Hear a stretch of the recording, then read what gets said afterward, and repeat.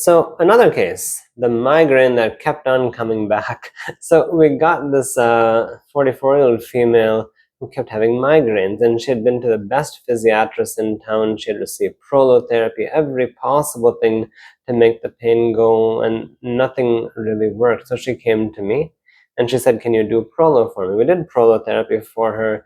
It worked for a while, but she came back 6 months later with headaches again.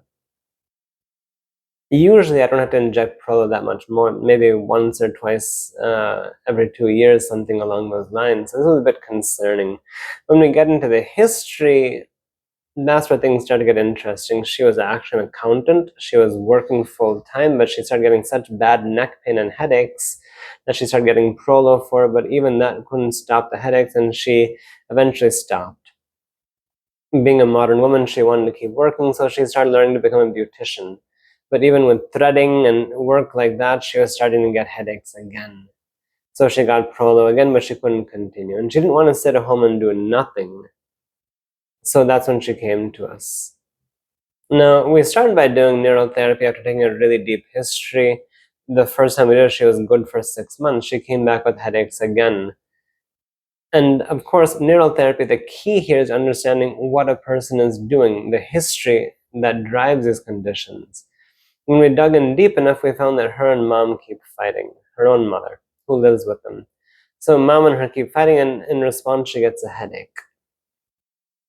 No, that's not something to cure with injections. We did knock the pain down with trigger points, but then we also had a counseling session with mom so they'd stop fighting. I think eventually the grandkids told grandma, "We need mom more than we need you, stop fighting her." And eventually that's what got better. So now mom and her are not fighting, and she's good. We hadn't seen her for about a year.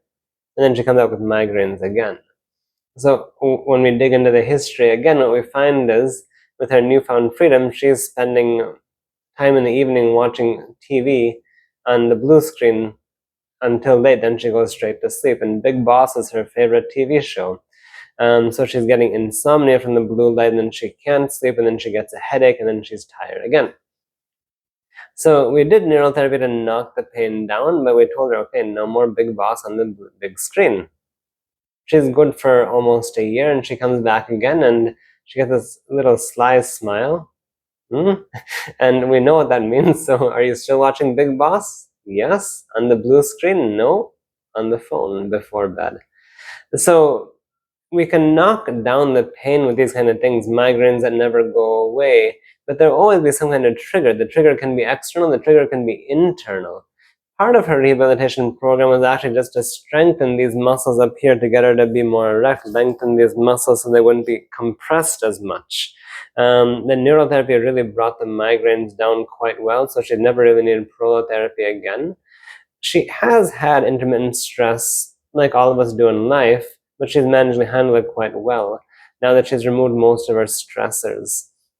The neurotherapy in this case was not a cure, but it brought her to the point where she could actually do things to take care of herself, like meditation, yoga, proper diet, and a good lifestyle. You can't tell a person to do that if they're suffering.